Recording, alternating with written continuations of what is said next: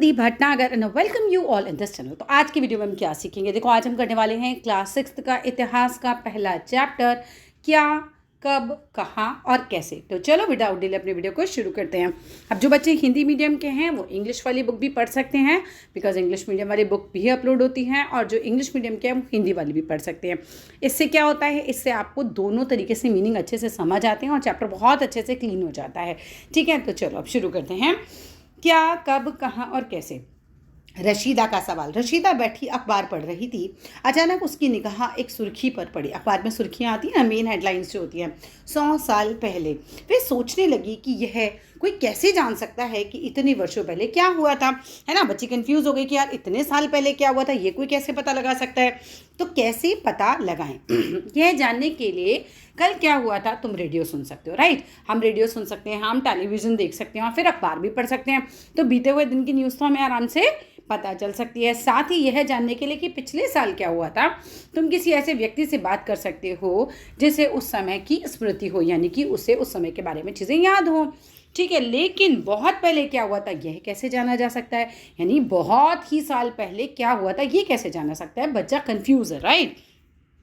अतीत के बारे में हम क्या जान सकते हैं। अतीत के बारे में बहुत कुछ जाना जा सकता है, यानी कि हमें बहुत सारी चीज़ें हैं जो हमें अपने पास्ट के बारे में पता लग सकती हैं। जैसे कि लोग क्या खाते थे, कैसे कपड़े पहनते थे, किस तरह के घरों में रहते थे।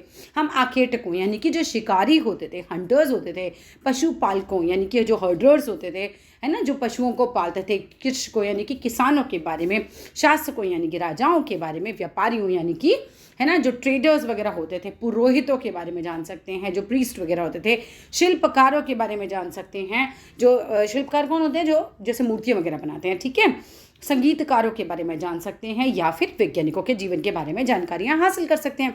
ओवरऑल तुम्हें क्या बताने की कोशिश हुई कि हम किन किन लोगों के जीवन के बारे में जान सकते हैं। ठीक है, यही नहीं, हम यह भी पता कर सकते हैं कि उस समय बच्चे कौन कौन से खेल खेलते थे। देखो आज के खेल और पुराने ज़माने के खेल में बहुत फ़र्क होता था। ठीक है, तो हम ये भी जान सकते हैं कि बच्चे कौन कौन से खेल खेल सकते थे।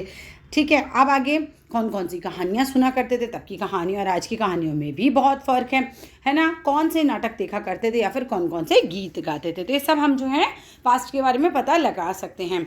लोग कहाँ रहते थे, मानचित्र 1 में नर्मदा नदी का पता लगाओ। देखो नदी का पता लगाने के लिए क्यों कह रहे हैं, मोटा माटी बात यह है कि जो नदी होती थी ना, लोग उनके पास रहा करते थे। क्यों, क्योंकि देखो तुम्हारी तरह उनके घर में बिजली नहीं थी। ठीक है, ऐसा नहीं होता था कि किसी ने मोटर का पंप चलाया और पानी ऊपर आ गया, है ना। और पानी के लिए ऐसे टैप भी नहीं लगे होते थे। तो क्या होता था, पानी तो बेसिक नीड है, तो उनको नदियों के पास रहना पड़ता था। तो नर्मदा नदी के किनारे जो है पता लगा था कि लोग रहते थे। ठीक है, कई लाख वर्ष पहले से लोग इस नदी के तट पर आ रहे हैं। तट पर आ रहे हैं मतलब उसके किनारे आ रहे हैं। क्यों, पानी लेने के लिए ऑब्वियसली। यहाँ रहने वाले आरंभिक लोगों में से कुछ कुशल संग्राहक थे।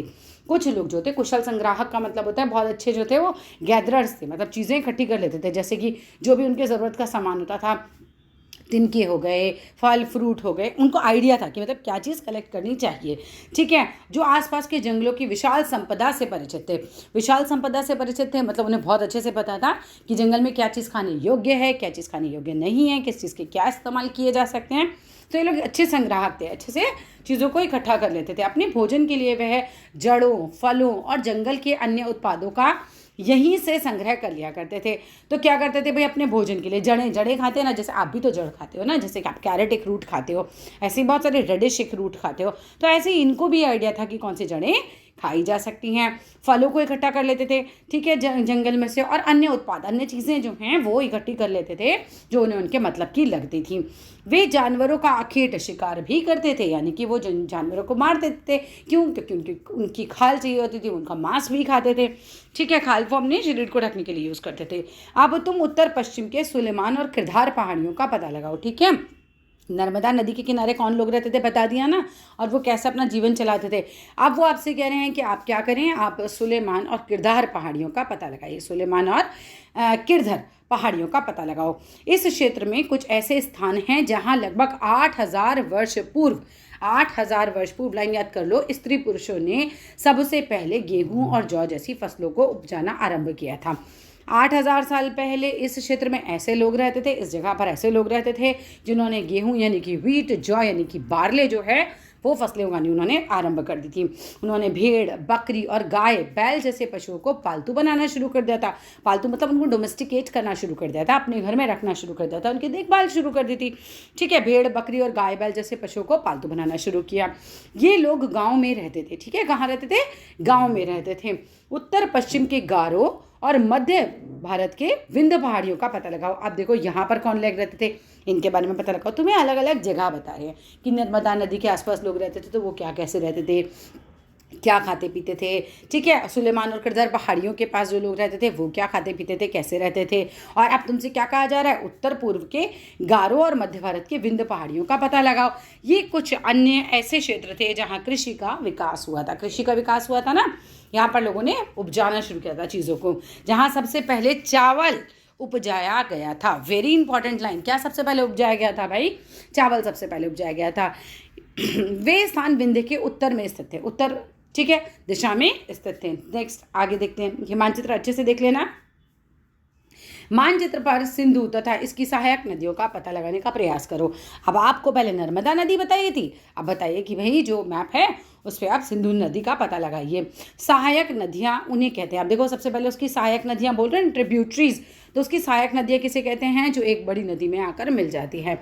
मान लो कि ये सिंधु नदी बह रही है, ठीक है, तो यहाँ से एक नदी, यहाँ से एक नदी, यहाँ से एक नदी, इसमें आकर मिल गई, तो ये इसकी सिंधु नदी की सहायक नदियाँ कहलाएंगी, ट्रिब्यूटरीज कहलाएंगी। ठीक है, लगभग 4700 वर्ष पूर्व इन्हीं नदियों के किनारे कुछ आरंभ नगर फले फूले।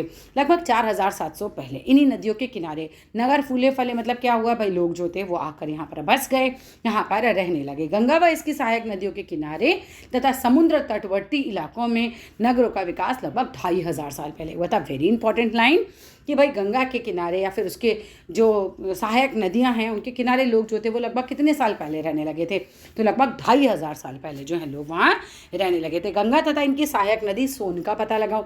गंगा और उसकी सहायक नदी सोन का पता लगाओ। गंगा के दक्षिण में इन नदियों के आसपास का क्षेत्र प्राचीन काल में मगध, वर्तमान जिसे हम बिहार के नाम से जानते हैं, देखो मगध जो है उस समय था, लेकिन आज उसी जगह को हम बिहार के नाम से जानते हैं। ठीक है, गंगा तथा इसकी सहायक नदी सोन का पता लगाओ। गंगा के दक्षिण में, गंगा जी के दक्षिण में इन नदियों के आसपास का क्षेत्र प्राचीन काल में मगध नाम से जाना जाता था। इसके शासक बहुत ही शक्तिशाली थे, बहुत पावरफुल राजा था वहाँ पे, और उन्होंने जो थे मतलब जो भी राजा आते थे बड़े पावरफुल होते थे वहाँ पे। उन्होंने एक विशाल राज्य स्थापित किया था, बहुत बड़ा राज्य जो है स्थापित किया गया था। देश के अन्य हिस्सों में भी ऐसे राज्यों की स्थापना की गई, तो देश के बाकी जो हिस्से थे उनमें भी जो है ऐसे जो है राज्यों की स्थापना की गई थी। लोगों ने सदैव उपमहाद्वीप के एक हिस्से से दूसरे हिस्से तक यात्रा करी थी। एक जगह से जाते थे दूसरी जगह तक जाते थे। क्यों जाते होंगे? कोई काम की तलाश में जा रहा है ना, कोई मौसम खराब हो गया इसकी वजह से जा रहा है, कोई खाने पीने को नहीं बचा एक जगह पर तो इसलिए जा रहा है। बहुत सारे अलग अलग रीज़न हो सकते हैं। कभी कभी हिमालय जैसे ऊंचे पर्वतों, पहाड़ियों, रेगिस्तान, नदियों तथा समुद्रों के कारण यात्रा जोखिम भरी होती थी। यानी कि रास्ते में अगर पहाड़ पड़ते हैं तो भी यात्रा जोखिम भरी है, पहाड़ियाँ पड़ रही हैं, रेगिस्तान बढ़ रहा है, इतनी फैसिलिटीज़ नहीं होती थी जितनी कि आज आपको मिलती हैं, तो बड़ा मुश्किल हो जाता था, यात्रा बहुत जोखिम भरी हो जाती थी। फिर भी यह यात्रा उनके लिए असंभव नहीं थी, लोग करते थे, इम्पॉसिबल नहीं थी। अतः कभी लोग काम की तलाश में तो कभी प्राकृतिक आपदाओं के कारण एक स्थान से दूसरे स्थान जाया करते थे। देखो कई बार तो होता है कि भाई आज भी जाते हैं लोग नौकरी के लिए, कनाडा जा रहे हैं हमारे देश से, तो कोई ऑस्ट्रेलिया जा रहा है, कोई अमेरिका जा रहा है, राइट। तो लोग जो हैं काम की तलाश में एक जगह से दूसरी जगह जाते हैं, देश में भी एक जगह से दूसरी जगह लोग जाते हैं काम की तलाश में। और उसके अलावा प्राकृतिक आपदा आ गई, एक जगह मान लो भूकंप आ गया, ठीक है, वहाँ सब बर्बाद हो गया, तो क्या रहेंगे वहाँ पे? तो वहाँ से दूसरी जगह चले जाएंगे, या वहाँ पे सूखा पड़ गया, अब वहाँ पे कुछ खाने पीने के लिए है ही नहीं, तो भी लोग क्या करेंगे? एक जगह से दूसरी जगह जाएंगे। तो इसी तरह से इन्हीं कारणों से लोग उस समय भी जाया करते थे। कभी कभी सेनाएं एक दूसरे क्षेत्रों पर विजय हासिल करने के लिए जाती थी। देखो सेना का क्या है कि भाई राजा होता था उस समय, तो अब राजा का मन करा कि भैया अगला राज्य जीतना है, सेना को कह दिया कि चलो हमारे साथ, तो सेनाएं जाया करती थी। फिर वहाँ जीत लिया तो सोचा और अगला जीतना है और आगे चले गए। तो इस तरह से सेनाएं भी जो हैं वो विजय हासिल करने के लिए, जीतने के लिए आगे जाया करती थी। इसके अतिरिक्त मतलब इसके अलावा व्यापारी कभी काफिले में तो कभी जहाज़ों में अपने साथ मूल्यवान वस्तुएं लेकर एक स्थान से दूसरे स्थान जाया करते थे। काफिले क्या होता है? बहुत सारे लोग ग्रुप में एक साथ चलते हैं, ठीक है, तो कैरावन्स बोलते हैं इनको। तो ऐसे जाया करते थे और जहाज़ों में अपने साथ मूल्यवान वस्तुएं, जहाज़ भाई पानी के जहाज़ उस समय होते थे। तो पानी के जहाज़ों में सामान रख रख के एक जगह से दूसरी जगह बेचने जा रहे हैं, व्यापार करने जा रहे हैं। बहुत सारे रीज़न थे जिसकी वजह से लोग एक जगह से दूसरी जगह जाते थे। धार्मिक गुरु लोगों को शिक्षा और सलाह देते हुए एक गांव से दूसरे गांव, एक कस्बे से दूसरे कस्बे जाते थे। मान लो मैं एक धार्मिक गुरु हूँ, तो मैं क्या करूँगी, अपने धर्म की अपनी अच्छी अच्छी बातें लोगों को बताने के लिए जाऊँगी। तो ऐसे ही होता था उस समय। तो वो एक गांव जाते थे, फिर दूसरे गांव के लोगों को बताने जाते थे, फिर आगे कस्बों में जाते थे। तो इस तरह से घूम घूम कर वो अपने धर्म का प्रचार करते थे, अपनी बातों का प्रचार करते थे। इसलिए जाया करते थे। यहाँ आपको बताया जा रहा है कि भाई लोग जो हैं वो किस लिए जाया करते थे। रीजंस बता रहे हैं कि प्राकृतिक आपदाओं की वजह से जा रहे हैं, काम के लिए जा रहे हैं, धर्मगुरु जो अपने प्रचार के लिए जा रहे हैं, है ना, और जो व्यापारी है वो मूल्यवान वस्तुएं बेचने या खरीदने जा रहे हैं, तो इसीलिए जाया करते थे। इन सभी यात्राओं से लोगों को एक दूसरे के विचारों को जानने का अवसर मिला। जब ये सारी यात्राएं हुई तो लोगों को बहुत ज़्यादा अच्छी सी अपॉर्चुनिटी मिली कि लोग एक दूसरे के विचार जाने। अब आप कहीं जाओगे तो आपके साथ आप अकेले नहीं जाते हो, आपकी बीमारियां भी जाती हैं, आपके विचार भी जाते हैं, आपकी भाषा भी जाती है, आपका खान पान भी जाता है। सब कुछ जाएगा या नहीं जाएगा, राइट? ऐसा ही होता है ना बच्चे। तो चलो आगे देखते हैं, आज लोग यात्राएं क्यों करते हैं। भाई उस समय की तो पता चल गई, आज क्यों करते हैं। एक बार फिर मानचित्र 1 को देखो। पहाड़ियाँ, पर्वत और समुद्र इस उपमहाद्वीप की प्राकृतिक सीमा का निर्माण करते हैं। प्राकृतिक सीमा का क्या मतलब होता है? जैसे आप देखो, भारत है, भारत में उस साइड हिमालय है, ऊपर की तरफ हिमालय है, वहाँ से हमारी एक प्राकृतिक सीमा बन गई कि भाई इसके बाहर का जो एरिया वो दूसरे का हो गया। तो इसी तरीके से वो बता रहे हैं कि जो पहाड़ियाँ हैं, पर्वत हैं, समुद्र, नीचे देखो समुद्र ने हमारी एक प्राकृतिक सीमा बना रखी है, राइट। दक्षिण में भारत की क्या है, समुद्र है ना। नीचे की तरफ अगर हम देखते हैं तो वहाँ से भी हमारी एक प्राकृतिक सीमा बन जाती है। हालांकि लोगों के लिए इन सीमाओं को पार करना आसान नहीं था, बहुत मुश्किल था भाई। पहाड़ का क्रॉस करना या समुद्र क्रॉस करना वो आज भी बहुत मुश्किल है। तो कहते हैं आसान नहीं था। जिन्होंने ऐसा चाहा वैसा कर सके, लेकिन वो कहते हैं ना, जहाँ चाह वहाँ रहा। तो जो सच में करना चाहते थे उन्होंने ऐसा कर भी लिया। वे पर्वतों की ऊंचाई को छू सके, है ना, पर्वतों की ऊंचाई को छू सके मतलब वो उसको पार कर सके, वहाँ तक वो पहुँच सके और गहरे समुद्र को पार भी कर सके। उपमहाद्वीप के बाहर से भी लोग यहाँ आए, ठीक है, ऐसा नहीं कि हम ही बाहर गए। उपमहाद्वीप के बाहर के जो देश थे, बाहर के जो लोग थे, वो भी यहाँ आए और यहीं बस गए। लोगों के इस आवागमन ने हमारी सांस्कृतिक परंपराओं को समृद्ध किया। अब देखो, लोग कहीं जाएंगे, कहीं आएंगे, तो उनकी संस्कृति भी उनके साथ आएगी जाएगी। वो क्या त्यौहार मनाते हैं, कैसे कपड़े पहनते हैं, कैसा डांस करते हैं, कैसा म्यूज़िक यूज़ करते हैं, खान पान, सब कुछ ट्रांसफ़र होता है। तो इस तरह से संस्कृति भी पूरी तरह से एक दूसरे से ट्रांसफ़र होती है और समृद्ध होती है, यानी इनरिच होती है, राइट। कई सौ वर्षों से लोग पत्थर को तराशने, संगीत रचने और यहाँ तक कि भोजन बनाने के नए तरीकों के बारे में एक दूसरे के विचारों को अपनाते रहे। बहुत साल तक तो ऐसा चलता रहा कि लोग पत्थर को तराशते थे मतलब जैसे पत्थरों की मूर्तियाँ बनाना है, पत्थरों से चीज़ें बनाना है। संगीत रचने लगे, यानी कि क्या होता है, नए नए राग आए, नए नए गाने आए, लोक संगीत आया, बहुत सारे संगीत बनने लगे। और यहाँ तक कि भोजन के भी नए तौर तरीकों के बारे में लोगों ने एक दूसरे के विचार को अपनाते रहे, है ना। होता है, पता है तुम्हें, हमारे देश में जो आलू खाया जाता है वो हमारे देश का है ही नहीं। गूगल से ढूंढो और मुझे बताओ नीचे कि आलू हमारे देश में कहाँ से आया। चलो, देश का नाम। अपने देश के लिए हम प्राय इंडिया तथा भारत जैसे नामों का प्रयोग करते हैं, ठीक है। हम क्या बोलते हैं भाई, हम कहाँ रहते हैं, हम इंडिया में रहते हैं, यहाँ हम बोलते हैं हम भारत में रहते हैं। तो इंडिया शब्द इंडस से निकला है, इंडिया शब्द इंडस शब्द से निकला है, जिसे संस्कृत में सिंधु कहा जाता है। अपने एटलस में ईरान और यूनान का पता लगाओ, अपने एटलस में ईरान और यूनान का पता लगाओ। लगभग 2500 वर्ष पूर्व उत्तर पश्चिम की ओर से आने वाले ईरानियों तथा यूनानियों ने सिंधु को हिंदोस तथा इंदोस, ठीक है, किसने कहा था 2500 साल पहले? उत्तर पश्चिम से आए थे। कौन आए थे? ईरानी और यूनानी। कहाँ आए थे? हमारे यहाँ। सिंधु को उन्होंने क्या कहा था? हिंदोस या फिर हिंदोस। और इस नदी के पूर्व में स्थित भूमि जो थी, उस नदी के प्रदेश को इंडिया कहा गया।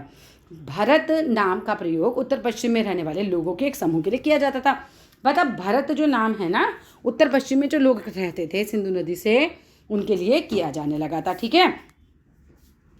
वापस से यहाँ से पढ़ते हैं। लगभग 2500 वर्ष पूर्व उत्तर पश्चिम की ओर से आने वाले ईरानियों और यूनानियों ने सिंधु को हिंदोस और इंदोस और इस नदी के पूर्व में स्थित भूमि प्रदेश को इंडिया कहा। भरत नाम का प्रयोग उत्तर पश्चिम में रहने वाले लोगों के एक समूह के लिए किया जाता था। इस समूह का उल्लेख संस्कृत की आरंभिक लगभग 3,500 वर्ष पुरानी कृति ऋग्वेद में भी मिलता है।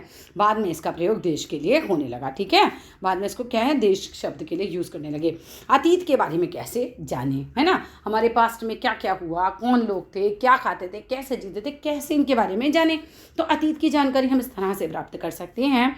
इसमें से एक तरीका अतीत में लिखी गई पुस्तकों को ढूंढना और पढ़ना है, यानी कि अतीत में जो किताबें लिखी गई या पढ़ी गई, अगर हमें वो मिल जाती हैं, हम उनके बारे में पढ़ते हैं, तो सीधी सी बात है, हमें अतीत के बारे में पता चल जाता है। ये पुस्तकें हाथ से लिखी होने के कारण पांडुलिपि यानी कि मैन्यूस्क्रिप्ट्स कही जाती हैं। अंग्रेजी में पांडुलिपि के लिए प्रयुक्त होने वाला मैन्यूस्क्रिप्ट शब्द लैटिन भाषा के मेनू, जिसका अर्थ होता है हाथ है, ठीक है, से निकला है। मतलब मेनू का मतलब होता है हाथ, तो हाथ से लिखा गया तो मैन्यूस्क्रिप्ट्स बना। मैन्यूस्क्रिप्ट को हिंदी में पांडुलिपि कहते हैं।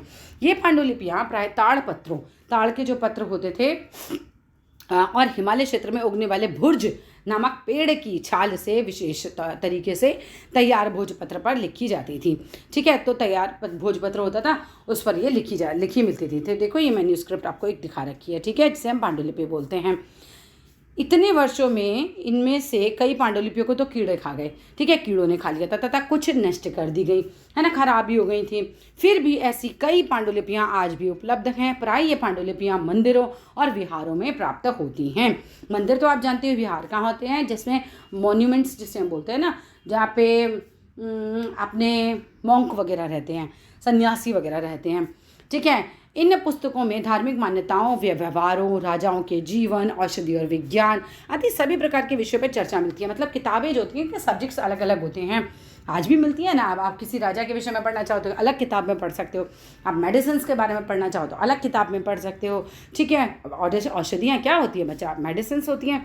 आप साइंस के बारे में पढ़ना चाहते हो, विज्ञान के बारे में पढ़ना चाहते हो, अलग किताबें, व्यवहार बिहेवियर के बारे में पढ़ना चाहते हो तो अलग किताबें।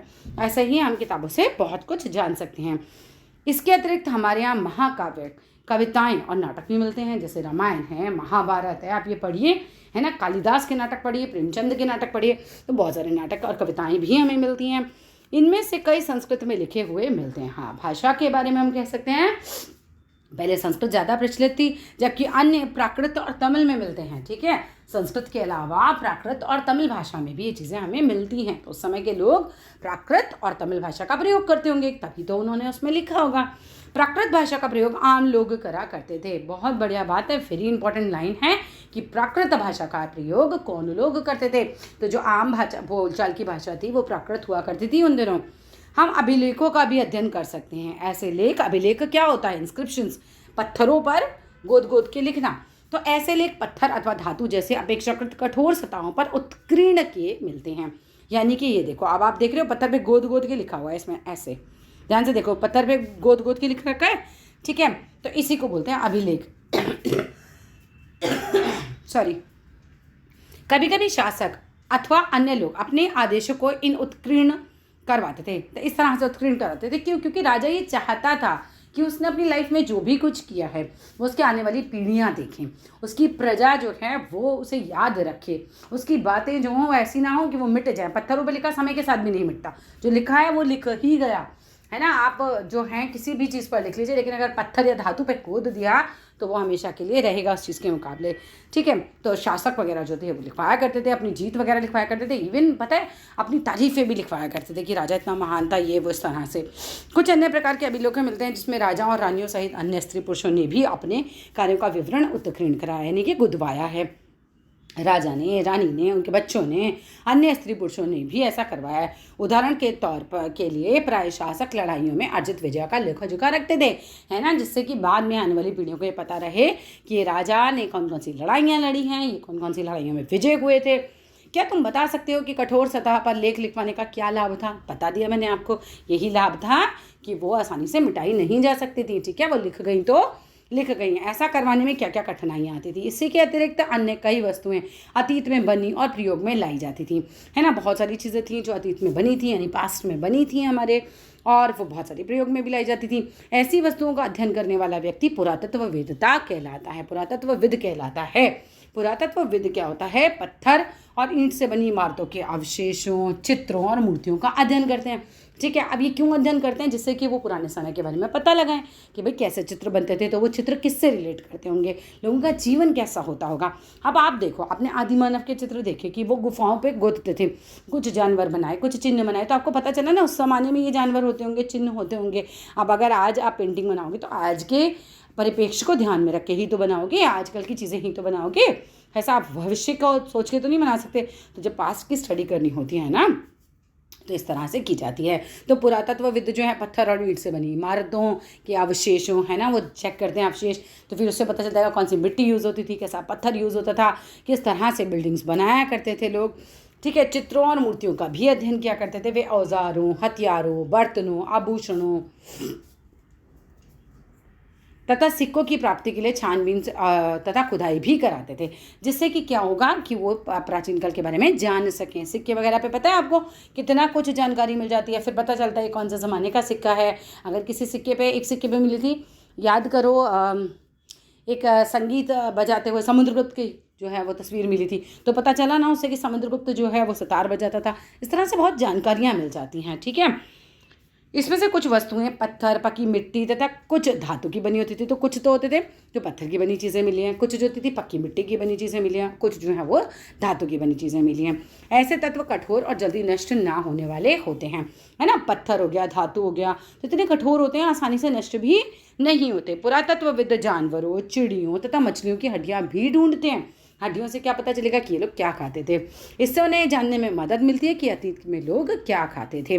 वनस्पतियों के अवशेष बहुत मुश्किल से बच पाते हैं, क्योंकि वनस्पतियां जो होती हैं वो तो ख़त्म हो जाती हैं। पेड़ पौधे से जो भी चीज़ें होंगी वो ख़त्म हो जाएंगी समय के साथ। यदि अन्न के दाने अथवा लकड़ी के टुकड़े जल जाते हैं तो वे जले हुए रूप में बचे रहते हैं। ठीक है। यदि अन्न के टुकड़े या लकड़ी के टुकड़े जल जाते हैं तो जले हुए रूप में तो वो बचे रहेंगे, लेकिन अगर वो नहीं जलते, अपने ओरिजिनल रूप में होते हैं, तो वो नष्ट हो जाते हैं। पांडुलिपियाँ अभिलेखों तथा पुरातत्व से ज्ञात जानकारियों के लिए इतिहासकार प्राय स्रोत यानी कि सोर्सेज शब्द का प्रयोग करते थे कि भाई का हमने कोई चीज़ जानी है तो उसका सोर्स क्या है। ठीक है। ये चीज़ हमने सिक्कों से सीखी है या ये चीज़ हमने किसी और चीज़ से सीखी है। स्रोत के प्राप्त होते ही अतीत के बारे में पढ़ना बहुत रोचक हो जाता है, काफ़ी इंटरेस्टिंग हो जाता है। अगर आपको कोई स्रोत मिल जाए, आपको सिक्के मिल जाएं, अचानक से आपको कोई पुरानी बिल्डिंग मिल जाए, तो फिर आप जो हैं उस जगह के बारे में, उन चीज़ों के बारे में काफ़ी अच्छे से जानकारी पता लगा सकते हो, क्योंकि इन स्रोतों की सहायता से हम धीरे धीरे अतीत का पुनर्निर्माण करते हैं, पूरा तरह से दोबारा निर्माण करते हैं कि भाई ये चीज़ मिली है। फिर हम कनेक्ट करते हैं हर चीज़ को आपस में कि ऐसा खाते होंगे, ऐसे रहते होंगे, ये डांस करते होंगे लोग, ऐसे कपड़े पहनते होंगे। अब आप किसी चित्र को देखो तो आप पहचान जाओगे ना कि अगर मान लो स्त्रियों ने लहंगा पहना इस चित्र में, तो आप समझ लोगे कि उस ज़माने में लोग जो हैं वो लहंगा पहनते थे। ऐसा होता है ना कि जब हम चित्र देखते हैं, हम कुछ खाते हुए देख लें चित्र में, तो हम समझ जाएंगे कि उस ज़माने में लोग ये खाया करते थे, क्योंकि इन स्रोतों से की सहायता से हम धीरे धीरे अतीत का पुनर्निर्माण करते हैं। समझ आया। अतः इतिहासकार तथा पुरातत्वविद उसे जासूसों की तरह हैं, उन जासूसों की तरह हैं जो इन स्रोतों का प्रयोग सुराग के रूप में कर अतीत को जानने का प्रयास करते हैं कि भाई सुराग मिल गया है, अब चलो इसे कनेक्ट किया जाए किस तरह से, है ना, कि भाई लोगों को जो है हम जो है बता सकें कि क्या हुआ था उस ज़माने में। अतीत एक या अनेक, अब हमारी किताब का नाम हो जाता है कि अवर पास्ट, तो एक या अनेक, अनेक है क्योंकि अलग अलग राजा हुआ, अलग अलग समय हुए, है ना, सदियाँ अलग अलग रहीं, तो समय तो अलग अलग है, अतीत तो अलग अलग है। क्या तुमने एक पुस्तक के शीर्षक, क्या तुमने इस पुस्तक के शीर्षक हमारे अतीत पर ध्यान दिया है? यहाँ अतीत शब्द का प्रयोग बहुवचन में किया गया है। ऐसा एक तथ्य की ओर ध्यान दिलाने के लिए किया गया है कि भाई कोई एक अतीत नहीं है, अलग अलग समूह के लोगों के लिए इस अतीत काल के अलग अलग मायने थे। उदाहरण के लिए पशुपालकों और कृषकों का जीवन राजाओं और रानियों के जीवन से तथा व्यापारियों का जीवन शिल्पकारों के जीवन से बहुत भिन्न था। भाई सीधी सी बात है, जो राजा रानी का जीवन होगा ना उस ज़माने में, किसी भी ज़माने में समझ लो भाई, है ना, तो वो तो बहुत ही अलग होता है किसके जीवन से। जो पशु पालते हैं, जो किसान होते हैं बेचारे, तो बड़े गरीब और आपसे होते हैं, है ना, इनकी ज़िंदगियाँ तो बहुत ही सिंपल सी होती हैं।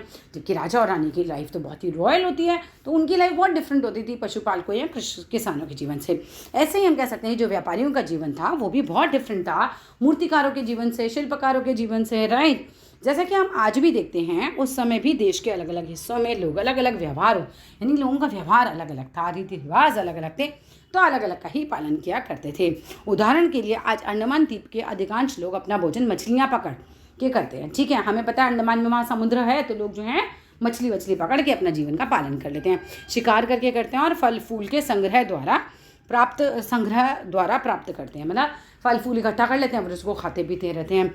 इसके विपरीत जो शहरों में रहने वाले लोग हैं वो ऐसा करते हैं नहीं। कभी आपके पापा शिकार के लिए जाते हैं? नहीं जाते, ठीक है। क्यों? क्योंकि विपरीत शहरों में जो हम रहने वाले लोग हैं खाद्य पूर्ति के लिए हम अन्य व्यक्तियों पर निर्भर करते हैं, जैसे कि हम किसानों पर निर्भर करते हैं कि वो जो उगाएंगे वो हम खा लेंगे, या जो मांस मछली खाने वाले लोग हैं तो वो उनके ऊपर निर्भर करते हैं जो उन जानवरों को काटते हैं, ठीक है, उनको मारते हैं, फिर हमें खाने के लिए वो जो है प्रोवाइड कराते हैं। इस तरह के भेद अतीत में भी विद्यमान थे, है ना। तो पास्ट में भी ऐसा था, इस तरह के भेद थे। इसके अतिरिक्त एक अन्य तरह का भेद है, ठीक है। एक और अन्य तरह का भेद क्या है कि उस समय शासक अपनी विजयों का लेखा जोखा रखते थे। अरे राजाओं को बहुत मज़ा आता था ये सब लिखने में कि ना लिखवाओ हमने कौन सी जो है विजय प्राप्त करी है, कौन सा हमने युद्ध लड़ा और किस युद्ध में हमने कौन सी विजय प्राप्त करी, किस राजा को हमने हराया और किस साल में ये सब हुआ, सब लिखवा देते थे। तभी तो आप इतना कुछ जान पाते हो, वो नहीं लिख पाते तो आज आपको कैसे पता चलता किसी चीज़ के बारे में भी। यही कारण है कि हम उन शासकों तथा उनके द्वारा लड़ी जाने वाली लड़ाइयों के बारे में काफ़ी कुछ जानते हैं, हमें बहुत कुछ पता चलता है।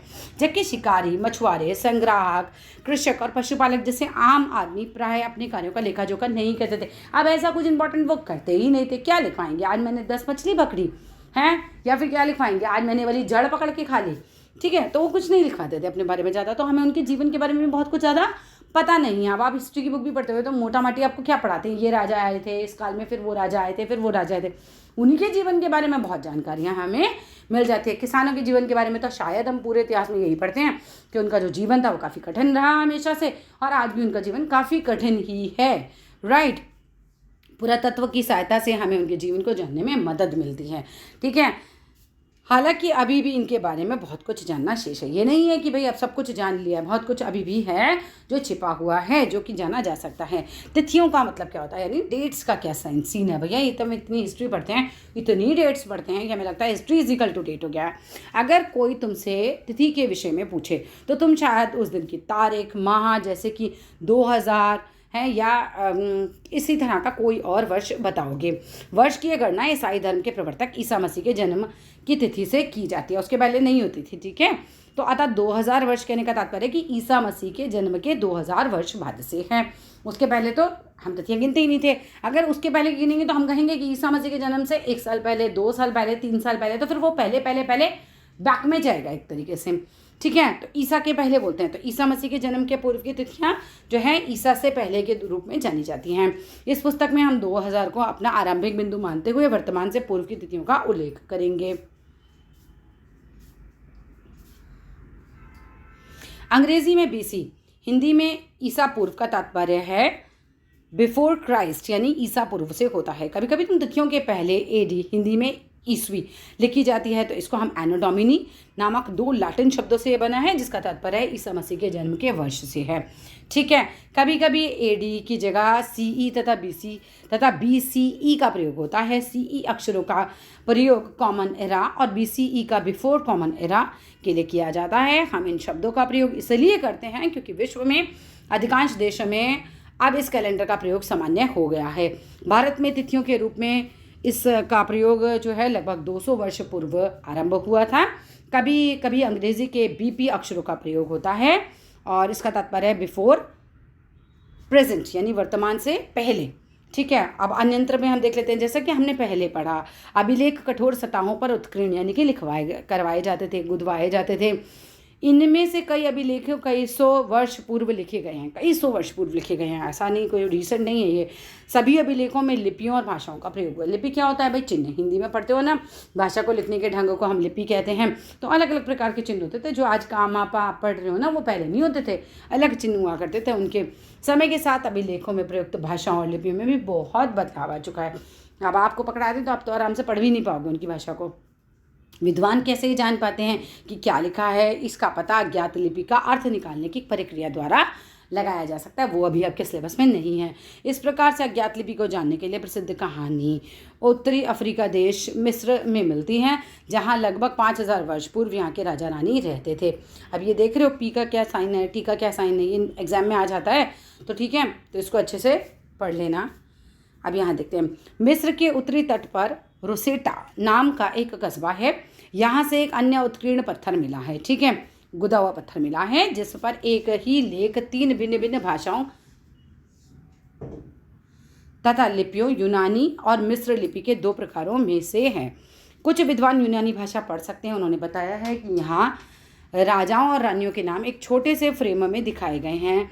इसे कारतूस कहा जाता है। इसके बाद विद्वानों ने यूनानी और मिस्री संकेतों को अगल बगल रखते हुए मिस्री अक्षरों की समानार्थक ध्वनियों की पहचान करी है। जैसा कि तुम देख सकते हो, यहाँ एल अक्षर के लिए शेर, ए अक्षर के लिए चिड़िया के चित्र बने हैं। एक बार जब उन्होंने ऐसे जान लिया तो विभिन्न अक्षरों किनके लिए प्रयुक्त हुए हैं तो वे आसानी से इन अभिलेखों को पढ़ सके। ठीक है, अब कल्पना करनी है कि तुम एक पुरातत्वविद हो, तुम्हारा साक्षात्कार तुम्हें लेना है, मतलब तुम नहीं हो, तुम्हें उसका इंटरव्यू लेना है बेसिकली, और उनसे 5 प्रश्न की सूची बताओ कि भाई आप क्या क्या पूछोगे। और यहाँ फिनिश होता है हमारा चैप्टर। वीडियो अच्छी लगी हो तो ज़रूर लाइक कीजिएगा, शेयर कीजिएगा, चैनल को सब्सक्राइब कीजिएगा। Thank you.